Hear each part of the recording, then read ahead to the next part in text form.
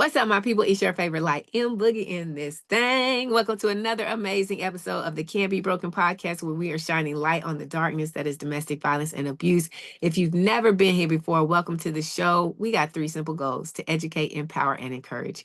We're here to educate anyone who has never been in abusive relationships, don't understand why people get involved in them, how they stay in them. We're going to find out. We are here to empower all of our survivors to stand up and share your story without shame, fear, guilt, or judgment, because you are strong, you are powerful, and your voice deserves to be heard. And to anyone who is currently suffering in silence, listen, you are not alone. You are not crazy. Abuse is not normal. Your feelings are valid, and despite how it may look and feel in this very moment, there is always a way out, and we encourage you to safely seek support. Now, y'all know we got to go ahead and hop up in this thing, because we got to rise above these insecurities, release the burdens of shame and guilt, and revive our God-given power, purpose, and passion, the confidence way, because we about to light it up. So y'all know what it is. Oh my goodness. I am so excited to have this amazing, lovely, beautiful, well seasoned, because she in Louisiana, so you know it's all about the season. Spirit, light, Miss Julie in the building. Pew, pew, pew, pew. Confetti, confetti, confetti, confetti. Julie. How are you? I'm great. Yes, yes, you are. Living life, enjoying life, experiencing the beautifulness of freedom to be you, who you were created to be, in all things magnificent, and to shine your light. Girl, so we got to get in here because I don't know. For some reason, I feel like people think that abuse can't happen to them. I was one of those people, like, I would never be in an abusive relationship. And I was in an abusive relationship. Like it happened, and I know that for me, it was because I had insecurities and I would be making decisions, and my decisions were bad decisions because I was making them from an insecure place instead of a confident place. I didn't grow up around abuse. I didn't experience abuse. I don't know if there's a history. I'm suspicious about there being a history somewhere in my family, but I mean, I haven't actually witnessed it myself. But for you growing up, were you ever around, or did you see or experience abuse as a child from either your parents or your grandparents or in the neighborhood or anything like that? Oh, yeah, that's how mine started or whatever. It started in childhood. My dad was an abuser. His dad was abuser. His dad was abuser, and it had been going on for generations. And I had heard from family members or whatever that my dad had it worse than me. His dad had it worse than him, and on and on. Oh my gosh. So were the fathers in your family, were they abusive to their wives and y'all the kids, or Yeah, they were abusive to the wives and the children. were they alcoholics? Yes, and they were alcoholics too. Oh my gosh. And so your family never did anything about it other than say, well, it's not as bad as what he went through. Right. But me and my siblings or whatever, none of us went in that direction or whatever. We all did our best to seek help. Okay. Okay. So do you have any brothers, or all of your siblings sisters? No, I have one sister and two brothers. And your brothers aren't abusive. No. Come on, breaking generational cycles and curses. Yes. Oh my gosh, that makes me so happy, because I mean, you just gave us the history of your grandfather, your father, your grandfather, your great grandfather, and like, just it's the men. And I'm not saying that women can't be abusive, because women can be abusive, but I'm just happy to hear that your brothers experienced it but got the help they needed, and like committed to not being that type of a person to anyone else in the world. That's amazing. That's amazing. But I can't imagine growing up. Did you see, like, you saw your dad being abusive towards your mom, or did he keep that separate from in front of y'all and then abused y'all separately from that? Oh no, we witnessed all of it or whatever. We witnessed or whatever him being abusive to my mom, myself, and the rest of the siblings. And it was physical abuse as well as verbal emotional, or just the verbal emotional? It was physical. It was a abuse all the way around. Wow. Do you remember how old you were when you first started to realize that what you were growing up in wasn't a healthy relationship, like it wasn't a healthy environment or expression of love? I can remember from as young as I can remember, probably even from the first grade or something like that. I had like a inward knowing or whatever. This ain't normal. This ain't your normal household. So did you bring it up ever, like with the teachers or any of your classmates? Oh no, because we was taught from an early age or whatever. You don't talk about it. You don't express it. You don't have any feelings. You just go numb. You just put up with it. So who taught you that, your mom or your dad? Both of them. What is your,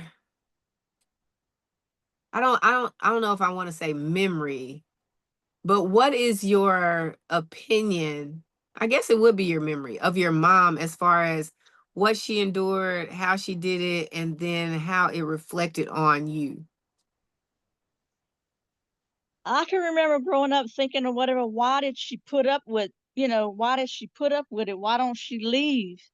And it affected me or whatever because I seen, she was codependent or whatever, Mhm. and that growing up or whatever, and that was like ended up being a normal and familiar relationship to me. So I ended up in one myself. When you say she was codependent, so did she work at all, or was it strictly she was a stay-at-home mom and taking care of the household? At first she was a stay-at-home mom, and then later on when I was a teenager or whatever, she worked all the time. How did that change the dynamic of how your dad treated her and treated y'all? At that time or whatever, my dad had like a nervous breakdown or something, and they didn't stay together much longer after that. They ended up getting a divorce. Really, while you were a teen? Yep. So your mom left your dad not because he was abusive, but because he had a break, like he had just an emotional breakdown, a mental breakdown. What did that do to your mom to say, I can't take that anymore, I need to go? I think it was a combination of all of it because she didn't want to be with him anymore at all. And at that time or whatever, when he had the breakdown, he was at home 24/7. And she went to work to take care of, to pay the bills and stuff like that. And she actually met somebody on her job. Okay. So she was like, I can do this by myself. I mean, you're not helping me with the bills. I got to take care of the kids in the house. I don't need you and the abuse. I can just, Exactly. wow. So him having his mental breakdown, his nervous breakdown, and stopping what him not working is what did it. I think so. Wow. Because he wouldn't make an effort or whatever to get out and go try to find something to do. So do you remember, because you're a teenager at this point, when your mom left, how does your dad, did y'all ever go back and visit your dad? Did y'all see him for holidays or anything? Or were y'all strictly, we're with mom and then we go on to college and start our own adulthood? How did that work? We just stayed we stayed with my mom, and my dad left and went back to his hometown and lived with his mama. And Oh, and we didn't have any contact with him for years. how did that make you feel? Abandoned. Even knowing from a young age that the environment that you were in was unhealthy and it wasn't right. You were being abused by your dad. You still felt abandoned when he Yep. wasn't in your life. Isn't that bananas? Yes. That's so bananas because like I see a lot in the Facebook groups when people are talking and when they're freshly like they're either still in the abuse or they're just out of the abuse and they're in that state of being torn from I hate what I was going through and what I was living, but I still love this person. I still care for this person. Your heart is almost like it's reaching in like polar opposite directions because you knew you didn't want to be in it. You were complaining it sucked the whole time, but then when you leave, you miss the person that you thought they were. In my case, it was like Yeah. I I just wanted him to be the good version of himself. I wanted him Yes. to reach and fight for that version of himself and not allow his own trauma, which is the same in your dad's case. And what I've learned just from what I lived through, what my experience was, and what I realized after getting a better relationship with God is his his issues weren't even with me. They were with him not managing his own trauma that he never wanted to talk about. Right. That he never dealt with. Dang. So you still felt abandoned. Yep.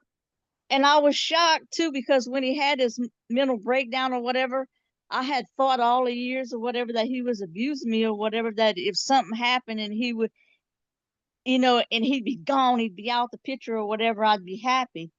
But I actually felt horrible for him when he had his breakdown. I hated seeing him like that. And that's a totally different dynamic too, because you were living with your dad. I mean, he's your dad. And I imagine it wasn't all bad, was it? Like he had good moments with y'all, or was it just y'all were living in a nightmare nonstop? No, it was us living in a nightmare and walking on the eggshells or whatever because my dad grew up or whatever where he didn't have much involvement with his kids because he strictly believed kids should be seen and not heard. So it was like stay away from the grown-ups. And in my mind, I'm thinking, why even have kids? Like, Yeah. what's the point of having kids if you're just gonna be like, you're here now go be here, but over there, quiet, away from everybody else. Yep. Gosh. So for years, you felt abandoned even after you endured that abuse and that like you were abandoned at home. You were neglected at home. Yep. God dog. I can't imagine how tough that is. Man. So your mom finally leaves. She meets another guy. Is he Yeah. better? He's not abusive. No, he wasn't abusive. He wasn't abusive. Did they have a good, healthy relationship? She got remarried to him, or did it just not? It just didn't work out. Yeah, she got remarried to him or whatever, but he was an alcoholic. I mean, Oh, he wasn't goodness. abusive, but he had his own issues. God dog it. That makes that's so disappointing because they have their. If people would be more secure and like just humble enough to understand that they need help, that we need help, and to get the help instead of like pride really does go before the fall. Like pride really destroys everything. And pride is really just this false, it's makeup. It's not real. It's not who you really are, but it's hiding because you don't want to deal with the trauma, the pain, the issues. God. And then that destroys other people. Yes, because I did realize or whatever that one of the reasons why my dad never went for help or whatever was pride. Yep.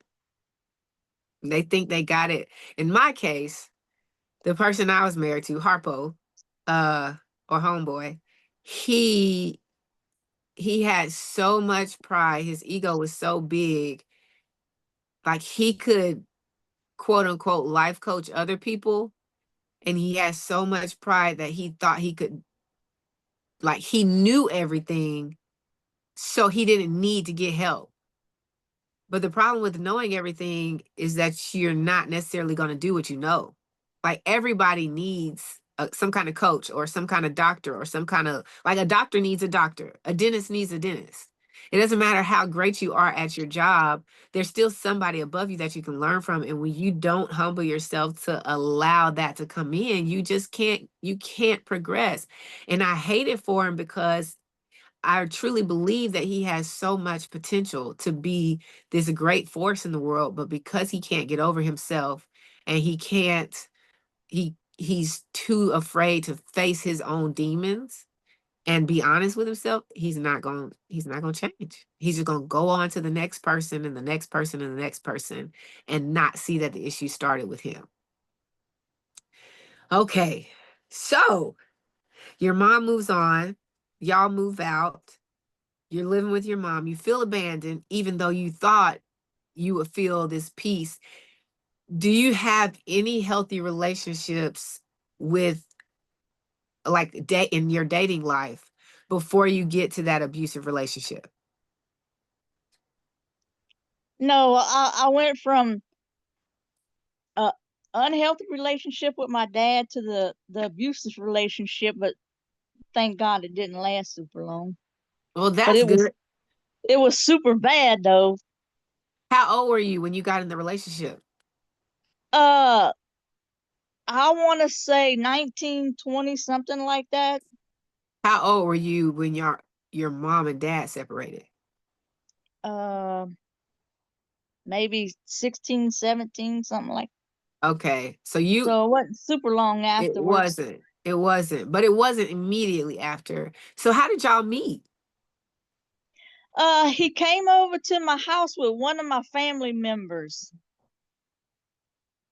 He was a friend of the family? Yeah, somebody in the family or whatever, and he came over there a few times, and that's how I met him. Okay. And so when he came over, was he like he looked good, he had good conversation? Like how did you end up talking to him and then be like, "Okay, I think we can take this a step further." Actually, I wasn't physically attracted to him at all. At all?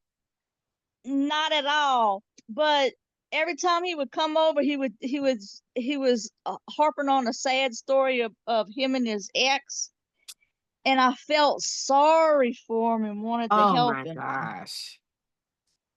Jolie, Yes. what?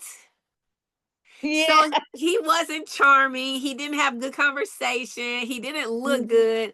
You were just No. like, there's this little stray puppy. Let me see if I can fix him. Right. Dang it. I can't tell you how many times I've seen people and I'm like, but oh, I can fix you. I can help you get better. You just need no more stray dogs. Listen, I don't know if you listening to this, whoever's listening to this, no more stray dogs. That needs to be your motto. Codependent. Just leave them on the street. Somebody else will pick them up. Daggone it.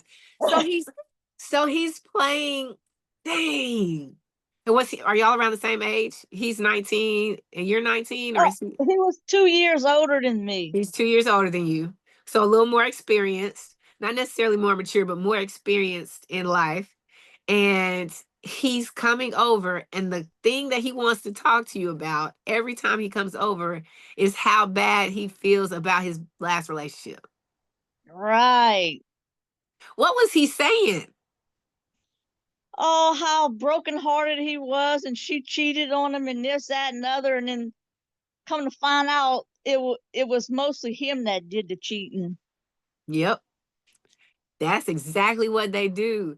They tell you this story. They try to highlight if the girl does anything bad, they highlight that and magnify it like it's this huge thing. Then they make you think that I'm not the one with the issue. They're the one with the issue. Exactly. Trash. Dog. So he's telling you all of this.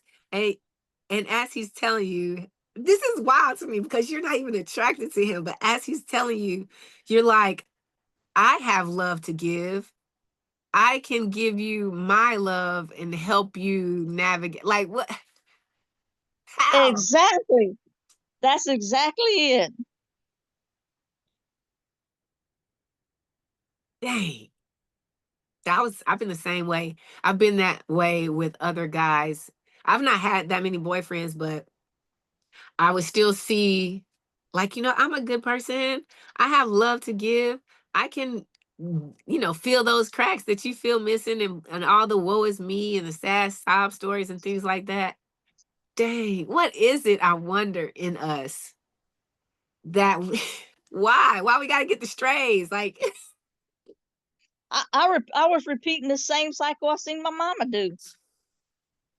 now, was your dad your mom's first boyfriend that you know of? No, my mama had another boyfriend before she met my daddy, but she got hooked up with my daddy because she was volunteering in a naval hospital where my dad Mhm. was. He had a broken arm, and she felt sorry for him. He couldn't write letters back home, so she she was writing letters for him. God, spending all that time with him. They do it. They play the game very well. They play the game very well. Shoot. Okay. So you meet homeboy because he comes over with a family friend, and nobody. Surely, here's my issue with people who are friends of people who are abusive. I believe that if you call someone a friend, you know enough about them. Like, I get we have the rare instances where you have the snapped people and it's like, I never thought they would kill somebody. I get that. I get that those are out there. But it just seems like in these type of conversations that I'm having, when you're a friend of someone who's abusive, like you can see I feel like you can see the signs. Like you can know that something's not right about them. And you should, I mean, I guess because they're loyal to that friendship, they don't say, hey, by the way, I don't think you should be trying to talk to my friend like that. To look out for the next person who's going to fall prey to whatever they have going on. And so I say all that because I'm like, somebody's bringing this guy over into y'all's house and your family, and like you see him playing his, like he's laying it on. He's doing what he does, and he probably goes on to do it after you again and again and again. Why doesn't anybody say anything? That's a good question. Why don't people speak up? I wish I could have an episode of someone who is a friend of someone who is abusive, who's either in jail or wherever, or no longer friends, and be like, why don't you speak up? I'm so curious. Is it that's not my place? You really didn't know that this person was abusive? Because to me, I don't know. You just bring this guy over and you're watching him play you, like he's playing you and pulling on you, and now he sees, oh, she does care, and I've got her right where I want her. So then y'all get in a relationship. How long does he come over? Like, how long do you know him before y'all are actually an official couple? Uh, just a few months. A few months. So he's been over the house, or he comes over to family gatherings quite often. No, just not even family gatherings, just like hanging out, Okay. visiting. So did y'all talk on the phone any, or how did y'all communicate when he wasn't there? Well, they didn't have cell phones back then or whatever. Right. Just whenever we seen each other. And so third or fourth time y'all see each other, y'all are like, okay, you get in a relationship because you think you can fix him. You think you Yeah, can, you think you can give him what you think he's missing. Right. So y'all are in a relationship. Once y'all get official, how does the relationship evolve? Well, then once we was in the relationship, then we moved in together. You did. Yeah, and that's when all hell broke loose.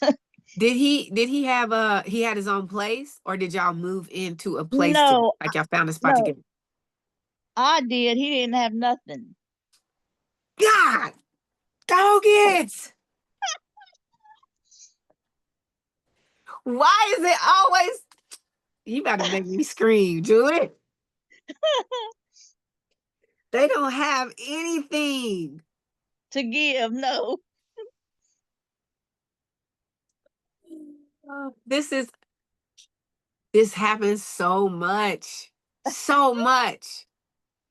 It's two type of abusers. There's the one that just is obnoxiously wealthy, and they can throw money any kind of way. And then there are the ones that have nothing.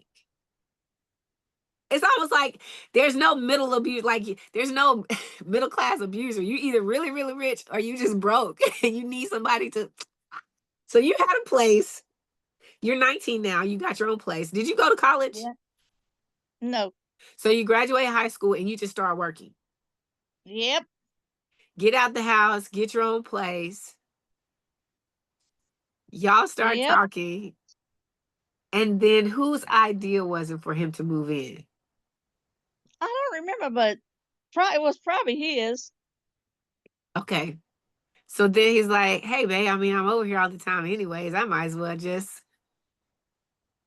And you're like, okay, yeah, just. So before he moves in, or y'all start dating and y'all immediately move in. So you Yeah. don't really know him. I No. mean, we don't really know them anyways because they're only showing us a certain side. But what I'm saying is, it's not like he was coming to visit you at your place at first. It was just like, once we decided to be together, here I come, I'm bags and in. whatever I got. What did you think about that? Do you remember? I don't really remember, but it just happened. It just happened. I So mean, he it wasn't something I really thought about. I think it was because I was on my own and I didn't want to be alone. So mm, he's here and he's going to be there. we're dating anyways. And he Yeah. hasn't given me any signs that there's an issue with him. Right. So he moves in. How long do y'all live together in that honeymoon phase before the stuff hits the fan? I would say maybe at longest 6 months. So there was a time then when he moves in that y'all actually like it was nice. You enjoy being with him. You enjoy having him around. Was he working at all? Yeah, he would work off and on, but he had a problem with he worked offshore, and when he'd come in from offshore, he wouldn't use any of his money to help pay bills. He would him and his buddies would go get drunk off of his money, and he'd spend all his money drinking. Just like your dad and your granddad and your great granddad. Yep. Dang. Dang it. What is this thing that's attracting to? Oh my gosh. And that had to be frustrating. Like, you're living Yeah, here now and you're not helping me with anything. right. I was just reliving or whatever the same childhood habits, patterns, and cycles I seen my mama living. So after the 6 months, like what happens? What transitions? Is it just the alcohol is starting to get like the drinking gets out of hand? Like what transitions between having a semi decent, okay, cohabitation experience to him just flat out starting to be abusive? It was because I worked and I would come home from work or whatever, and he'd be drunk and have a bunch of his buddies over there with beer cans and this and stuff all over the place, and it'd be like, man, I just got off of work. I really don't want to be around all this kind of, you know. And then the next thing you know, we'd be in an argument, and that's when he started being abusive. So in your case, was he like hitting you? Would he push you up against the wall? Like, what was his type of abuse once he started getting physical? Oh, it would be hitting, pushing, and everything else. So after y'all got out, like after the argument, after the abuse, like did he just leave and go quote unquote blow off steam? Did y'all both of y'all stay at the house? How did that cycle go? Oh, he would always leave and go somewhere with one of his buddies or something like that. And come back the next day? Or come back late Yeah, at or night? or a couple of days later or whatever. He'd be gone for days at a time? Yeah. And then he'd come home and act like nothing happened? Yep. Crazy. They are y'all, these people are out like it's I'm not a medical doctor. So I don't know if I can say they're schizophrenic or bipolar or what, but they really do, like they will really blow off the handle and then act like nothing happened the very next day. Yep. That's wild. And you just go along with it Yep. because you just trying to go along to get along. Yep. That's what it And is. that was the same way my dad did or whatever. He'd get drunk and he'd have his beating everybody up, and then the next day he wouldn't even remember. Ah, and y'all are left with all the memories. Yeah. So how long were y'all in a relationship? Uh, a few years. Really? Yeah. Why do you think you stayed so long? I stayed so long because I was afraid of whatever. Well, one thing he did or whatever, he kept telling me if I ever left him or whatever, he would kill me. And then I was afraid if I did get away from him, what if I end up with somebody even worse? Oh my gosh. That was your mindset. Yes. At least I know the devil in this house. What happens if I find somebody else and they're worse than That's this one? even, yeah. Yep. Hey, Julie, people don't get it. They don't get it like this because it's a psychological warfare.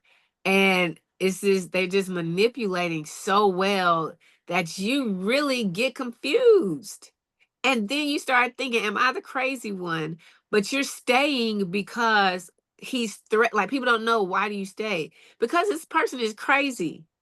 And I can't I'm too afraid to call their bluff because you said you're gonna kill me. Yes. And I've seen what you do when you don't kill me. And for you to verbally have the confidence to say, if you ever leave me, I'm gonna kill you. Why why would I think it was okay to leave? I wouldn't. I like, some people actually like their lives. Like, I like being alive. No. So did he say that often? Oh yeah. And it would be random, wouldn't it? It would usually be like after an argument or something like that, or a spat. That's crazy. Instead of, I love you, baby, I'm sorry. Oh Just no, so I you never heard that. know, if you ever leave me, I'll go ahead and kill you. Yeah. Dang, Julie, I hate you had to ooh. So, oh my gosh, I hate you had to live through that. I'll kill you. I only heard that one time. I can't imagine hearing it over and over and over again. And then, like, me saying, if you leave me, I'll do that. Because you don't know that you can leave. And then you had the thought of, what if I get in another relationship and it's worse? Because you haven't seen a healthy relationship. No. You've never seen a healthy relationship up until that point in your life. Nope. So why would you think it existed? Wow. That's it. Why would I think that it could be possible for me when I've seen generations of it and then I end up in something that I didn't think I would end up in? God, Right. that makes sense. So you stay for like 3 years. You got this bum living off you for 3 years, Yeah. literally blowing his money. Yep. What was the final straw? Like, what was the thing that was like, I just cannot any longer? The final straw for me was, I don't remember what the argument was about or what the the beating started or whatever, but he had came in drunk and messed up or whatever, and he beat me so bad I ended up in the hospital, had to have stitches in my head, Are you and serious? yeah, and I was in the EK G EKG? machine. Yeah, because they thought they was gonna have to operate on me because they thought my spleen was ruptured. And he beat me up so bad I didn't even look human. I looked like an alien. There Oh was my no place on my face that didn't have a bruise. I had bruises inside my ears, inside my mouth. I mean, all over my arms, everywheres or whatever. And when after I came out of the machine or whatever, they put me in a private room and they gave me something to make me go to sleep. And when I woke up, I don't know how he got there or knew what happened to me, but when I woke up, there was a pastor sitting on the side of my bed. And he asked me, he said, "Do you realize the beating that you went through or whatever could have cost you your life? You could end up dead from a beating." And that shook me. That was like, oh my God, I can't imagine dying, leaving this earth from a beating. So that shook me into reality.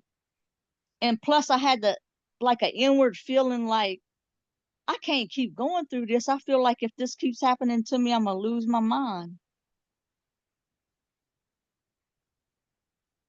Do you remember what he came home, what y'all were arguing about? Like, did I you don't even remember what we was arguing about, but I remember the beating for sure. and he was just using his fists, his hands?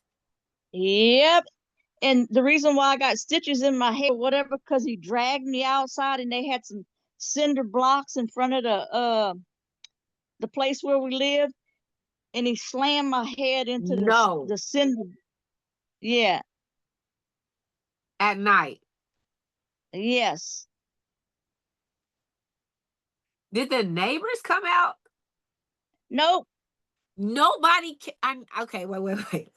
I'm about to start screaming. Hold on. It's at night. I imagine you're screaming I would be- guess so. because he's dragging you Yep. and it's hard and nobody came outside. Nope. How did you get to the hospital? I think I remember I called my boss because my boss didn't So, live too far. okay, because guys, we gotta take a moment and put you in the frame of what's happening here. Because this is before cell phones. Yes. You get beat in the house, drugged out of the house, beat Yep. outside in the street. You somehow get back in. Like, does he, after he beats you, does he leave? Yeah, he always would leave. So he just left you outside, Yep. bloody faced, cut gashes. He just drove off. You He just left. somehow, how do you even see to get back inside? And how do you even see you somehow get back inside? Because No, in I my didn't go back. mind, you didn't I go back didn't go inside. back. No, I didn't go back inside. I went to a neighbor's or whatever, and they called for me. Do you remember how the neighbor responded when you got to No their door? shock. Like, I know you heard me outside getting beat. You They didn't had say to have nothing. heard that and didn't say anything. Nope. So they open the door. Here you are, blood all over you. Gotta have blood on your face. If you got stitches, there's no way you don't have blood covering Yeah. everything. Your whole face is bruised. There's no way. Bruises in your ear and the inside of your mouth. Yep. Nothing else is broken though, right? You said they thought that you had ruptured a spleen, but nothing's broken, Yeah. right? No, nothing was broken. And you remember your boss's number. So Yeah. the neighbor doesn't even call 911. They're just like, The the neighbor did call the police. okay, okay, okay. So you get to the door, they open the door, they're in shock, like they didn't just hear what happened. They let you in, they call the police, and you say, call my boss. Yeah. And you say, call your boss because you knew your boss lived not far from you. Right. So does the ambulance come get you, or does your boss come over and take you to No, the my boss came, got me, and him and his roommate brought me to the emergency room. How much older than you was your boss? My boss, I would say, was about 5 to 6 years older than me. I figure he was a young guy. I figure he was a young guy. He takes you to the hospital. They admit you. Yep. You don't have anybody there. You don't call your mom. No. Why not? Uh, my mom was like, she didn't want to get involved and stuff like that. She had her own problems. How did that make you feel? Abandoned too. Like it really breaks my heart when I have these conversations with y'all and you have a mother who's been through it, has experienced it, knows exactly how it feels, and then they still have some kind of way to be like, I know you're my child, but I don't want to get involved with that. That's your issue. Like that Right. blows my mind. That I don't understand how a mother can endure that and then sit back and know it's happening to their child and not have anything to say other than that ain't got nothing to do with me. Yeah. So much so you don't even call her to tell her that you almost died. No. Did she ever find out? Oh yeah, she found out because my sister ended up coming to the hospital. So the hospital calls your sister, or did you end up calling her? No, I think my boss called my sister. Golly. How long were you in the hospital? Do you remember? I want to say maybe 3 days. So you're in the hospital for 3 days. 3 days is not long enough for stitches to heal and swelling to go down. Right. Could you see, or were you like so bruised and swollen that your eyes were shut? I remember I had two black eyes, but I could see.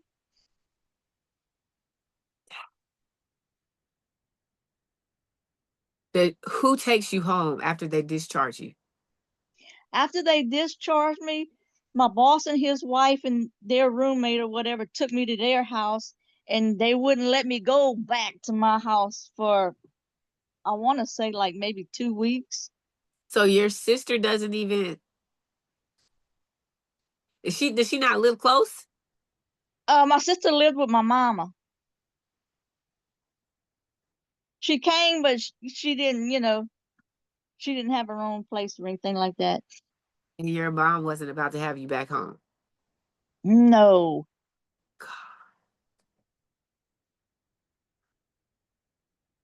Why do the adults keep failing the next generation? So you have an amazing boss. Yes. They basically nurse you back to health. Yep. You have a job, so do you have your own car? At the time, I didn't have a car. I don't think. So how are you getting to work? I either rode a bicycle to work, or somebody that lived close to me that I worked with would pick me up and bring me home. Okay. So 2 weeks pass by. You don't have cell phones. So does the dude even, do you know if he even tries to contact you while you're gone? Like, does No, he go looking for you? not that I know of. He didn't try to contact me to see if I was okay or anything. And you don't know if he even returned back to the house. No. So after 2 weeks, you go back home. Yes. What do you do at that point? Are there any signs that anything has, like, that he had been home since you were gone? He had been around or whatever, but he wasn't there. Um, I forget what happened, but he ended up going to jail, like not because of what he did to me, but for something else or whatever. I think it was a DWI. He ended up going to jail, and I saved my money, or I was saving my money or whatever, and I actually moved into another place, kind of where he wouldn't know where I was at, to get away from him. While But he he was ended in up, jail? yes. How long was he in jail for DWI? I want to say maybe 3 months. Oh, wow. Okay. So you leave where you were, you move into a new spot, Yep. and what happens after that? Well, he did end up finding out where I had moved to or whatever, but after the thing or whatever with that pastor telling me or whatever, I could have ended up dead or whatever like that. I moved, I got away from him, I did whatever I could, and that was the end of that. And I had learned in the process from people that I work with, like my boss and other people, telling me, you don't got to put up with this, you're too good to put up with, you know. And I ended up, every time he turned around, calling the cops on him. So he ended up staying away from me long enough to meet somebody else and continue that pattern with some Yeah. other woman. Yeah. So you were so you saw that he was trying to get in touch with you, trying to come back, and you would basically call harassment, like, hey, this person's harassing me, Yeah. he's abusive. It's why. Did you do a police report when you went into the hospital? No, I don't think I did a police report. Do you think you did not decline doing it, or they didn't even offer one? I mean, your neighbors called the police. Yeah, but all they did back then or whatever was just tell them to leave or something like that. They didn't go through all arresting people for domestic violence or anything like that at that time. They barely do it now. Oh, That's wild. This joker, but here's what's crazy to me. Here's what's so crazy. They they wouldn't arrest people for domestic violence, but they would arrest people for assault and battery to a non-partner. Yep, So you can go out in the street and beat up a stranger and get arrested, but if you beat up the person that you living with, just stay away from her. that's crazy. You see what I'm saying? Yep, And that's how it was. yep, And that's kind of how it is. Like you you go beat up somebody in a bar, you're more likely to have get arrested and stay in jail longer and have bigger consequences than if you beat up somebody at home and they call the police on you. that's Even to true. this day. Yep,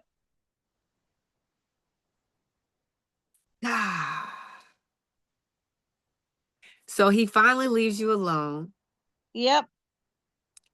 and you go on to live your life. Is that the one and only time you found yourself in an abusive relationship? Yeah, after my dad, yeah, that was it. I didn't get no more of those. So did you ever get into any more, like, did you ever come to a place where you felt healed and secure enough to give love another chance? Well, after that, it's been like 30 years or whatever since, and I've been single. I haven't gotten another relationship since. Are I, you serious, Julie? I'm serious. I've stayed on the path or whatever of recovery and healing myself and taking care of myself. And I said, basically, or whatever, I can be happy by myself.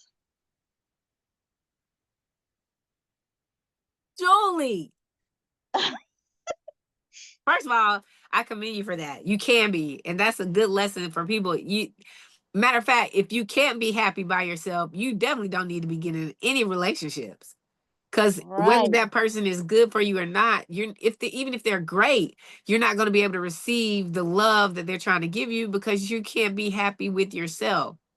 Julie, though, 19 to like you gave Julie, you didn't even think he was attractive. No, I sure didn't. And you got in a relationship with him and he ruined it. And you was like, bump it. This is gonna be me. Yep. Yeah. No kids, nothing. Oh, yeah, I have kids. You have kids. Were any of the kids with him? Yes. Wait, Julie, how many kids do you have? Two girls. And he's the dad. Yeah. So okay, hold up. You meet him when you're 19 or so. Y'all move in together. Yeah. Y'all are good for about 6 months. When do Mm-hmm. you get pregnant?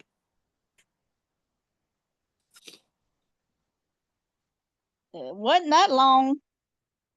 Did you get pregnant before the 6 month period?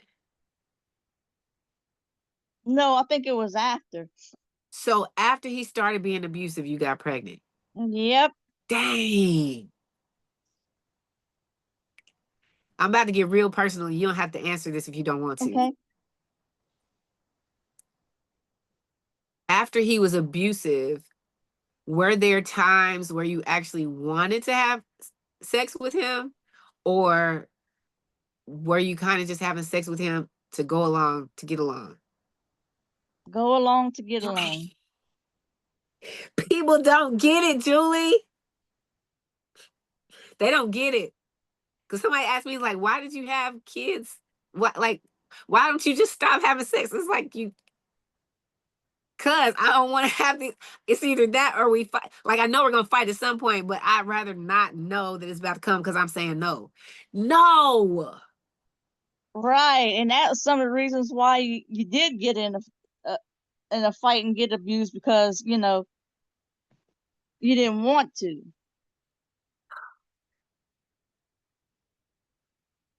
So your kids are here not because you enjoyed making them, but because you was just trying not to make any more reason for there to be a fight. Right.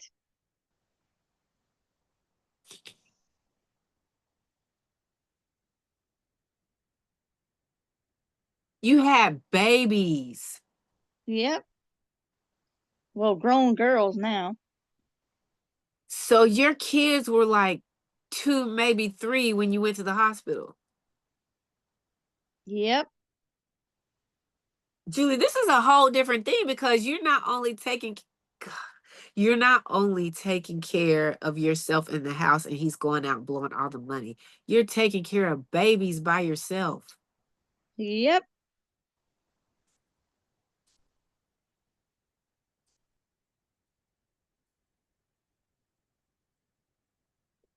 So when you go to the neighbors, they call the police and you get your boss to come. Who's keeping the babies for those 3 days? My my daughters were at uh, a lady that babysitted for me while I was at work, and she kept them. And the 2 weeks while you were with your boss, she kept them. Yep.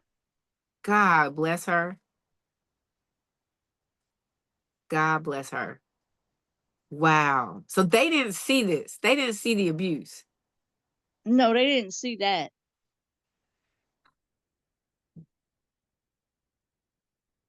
But then you go back home, you get your stuff, you move to a different location. So are you still Yep. able to allow that lady to keep your babies when you go to work and still have the same job? Or because you moved, you got to change everything up? No. Um, I just moved a couple of miles away or whatever, so the same person watched my girls or whatever, and I stayed working at the same place for a couple of years.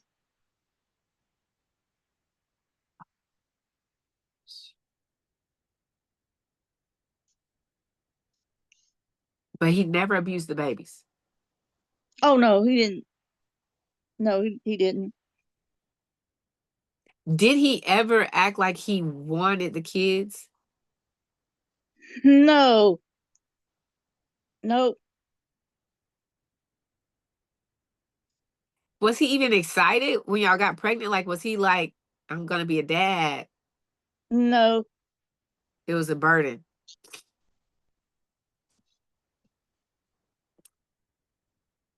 That's so wild to me because they don't want the responsibility, but they want their needs to be met.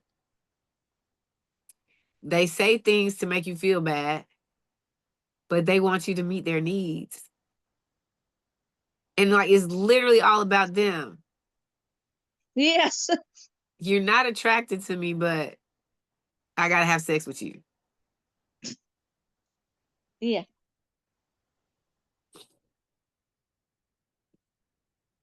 And he had nothing to do with his baby. So do they even know who their dad is? Oh yeah, they do or whatever, but he passed away years ago or whatever with cancer. But he Wow. he he was never involved in their lives. But he was with somebody before me, had kids with them, and was never involved in none of his kids' lives. Did you know that? I found out afterwards. Hold up. Wait. So he coming over with all these sob stories about his ex, but he doesn't tell you that he has children? Not at first.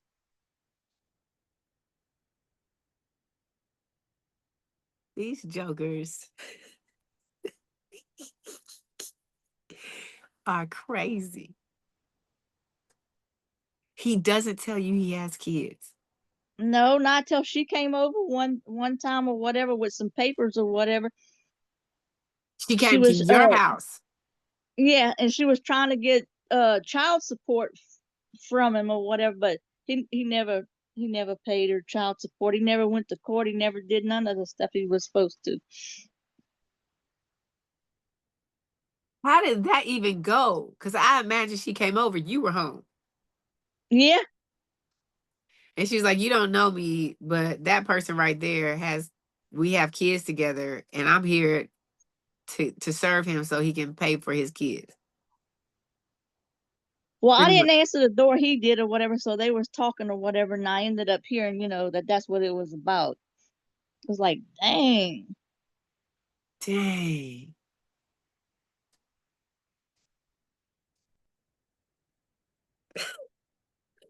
Got some other woman coming to your house. Yep.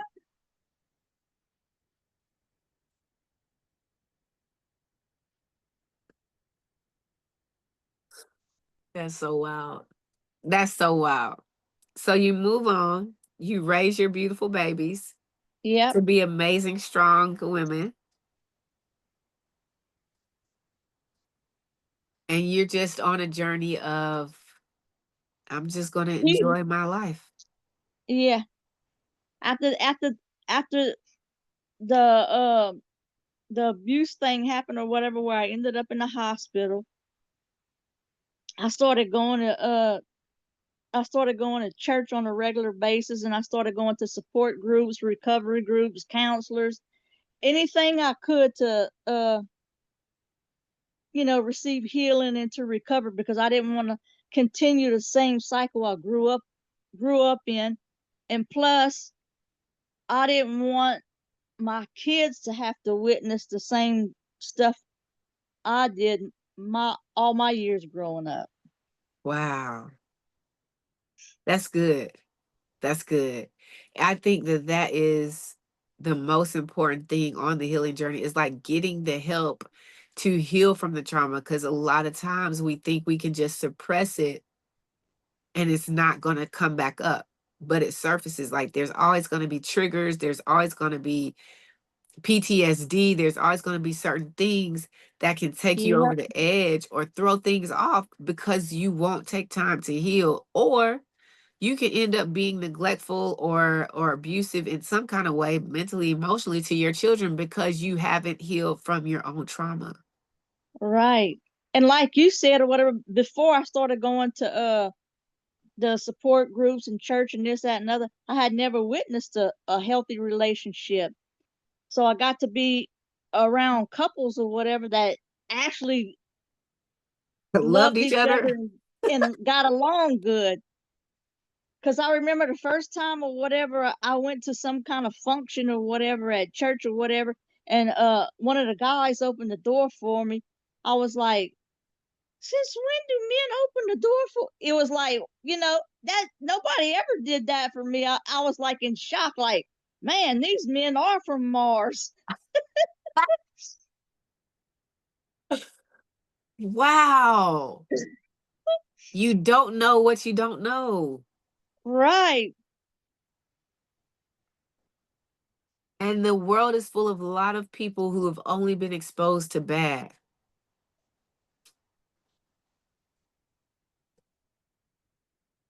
Exposure is important Yep. to the right things. It's so important. Wow. So, And Julie, go ahead. changing your environment makes a huge difference. It does. It does. Because the energy of a place, boy, I tell you, it'll wear you out. Yep. The wrong energy will wear you out.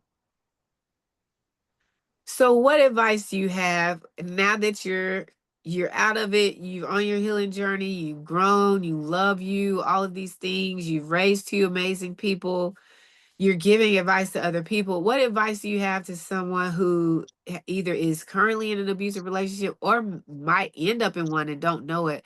What advice would you give that person? I would tell that person or whatever, to, if you are in an abusive relationship, to do anything you can to get out, because to me, abuse is a thief. It'll steal everything from you. It'll steal your identity, it'll steal your joy, your self-respect, your self-esteem. It'll steal everything from you. It'll cause you to think like a victim, even with money. And it'll affect every area of your lives, and your kids are watching. And like that pastor told me, do you realize you could end up dead from abuse? It's like you don't really believe it can happen to you. No, but I've been like to help, to volunteer to do stuff or whatever in a battered women's shelter or whatever, which it really shocked me. They had a hall with a bunch of wooden plaques with all the children and women that went through their facility and ended up dead. And I'm talking about kids like 2, 4 years old, and it it's it's like, wow, it's nothing but grace that I'm still standing here. So they came through to get help and then they went back to the abuser. Or the Yes. abuser found them or something happened. Yep. Oh my gosh, and they have a wall. Wow. With plaques and plaques filled with the people's names that are no longer with us. And the outrageous thing about that is there are women in that shelter that see those plaques, know what it means, and then they still go back out to the abuser. Yep. Because you just don't think it's going to happen to you. For some reason, you don't think it's going to happen to you. Right. That's pride too, to think of whatever it was, oh, it happens to other people, but it can't happen to But you. it Yes, it can can. happen to me. Because all it takes is just to be hit in the wrong spot, or a kid or whatever pushed into the edge of a coffee table and hit the wrong part of their head or something. Wow. I defined it or described it as the longer you stay in an abusive relationship, the longer you're playing Russian roulette and your odds are going against you because you just don't know when the bullet is going to, like, you don't know when you're going to get that bullet. And That's true. you don't know when one time is going to be the last time and you're not here anymore. That's true. God is good, Julie. Because, Yes, he like, is. just thinking about the fact that we're here able to have this conversation with each other because we did get out, Yep. because the fear of staying finally weighed more than the fear of leaving. Yes. God, I'm so sorry you went through that. Dang. It made me a better person. I believe so too. I believe that when you can heal from it, like when you can get the help you need, when you can acknowledge, the role that you played by staying, when you can acknowledge and forgive yourself and give yourself grace for the bad decisions that you made, you can truly become a better version of who you are. Yes. That's amazing. So last question, how would you define confidence and what does it mean to you? Like, what does it look like to you? To me, I would define confidence as having the ability to be my true self without being afraid what other people think, That's simple. and That's just being it. happy in my own skin. That's it. Oh my gosh. And I believe that if we could get to that place as a people, the world would be so much better. Yep. The world would be so much better. Julie, that dog, girl, wow.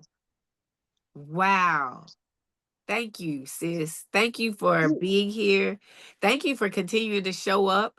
Thank you for being transparent, to share your story, to be honest, to hopefully it'll help some people.